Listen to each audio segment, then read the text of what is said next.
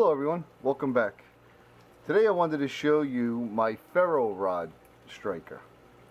Now, a ferro rod I believe is composed of like a magnesium and some other types of metal that when you scrape them with a piece of steel, they ignite. So now they usually come with a little, I'm going to say it's probably like a hacksaw blade. It's pretty flimsy, throws a decent spark.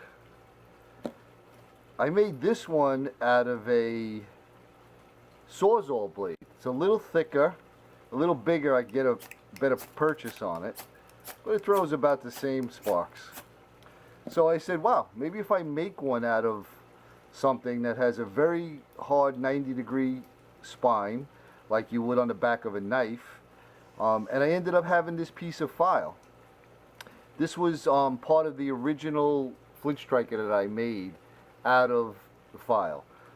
I drilled a hole here. I was end up going to put it on a lanyard, and while I was messing around with it, I broke it. So I had this piece laying around. I'm saying, I had this old file handle, which I really didn't do much to. I just kind of cleaned it with some acetone and put a little bit of linseed oil on it, and just epoxied that back in there, filed off all the actual file grooves.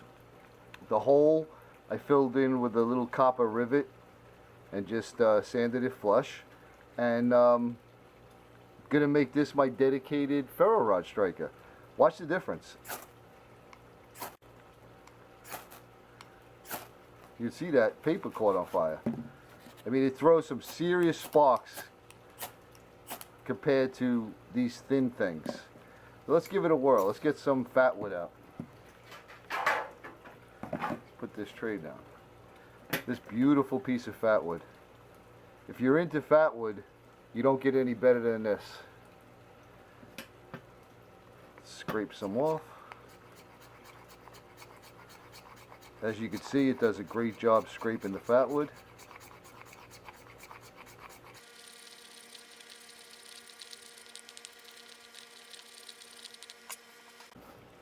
I absolutely love the smell of this fat wood. It's awesome. Now there's two schools of thought on using the ferro rod, where you hold the striker here and you pull the rod away. I don't seem to have too much luck that way. I like to hold it pretty much close to where I'm going, and then I like to hit it into it. So it doesn't take much, as you can see. I'm gonna move that out of the way of the camera.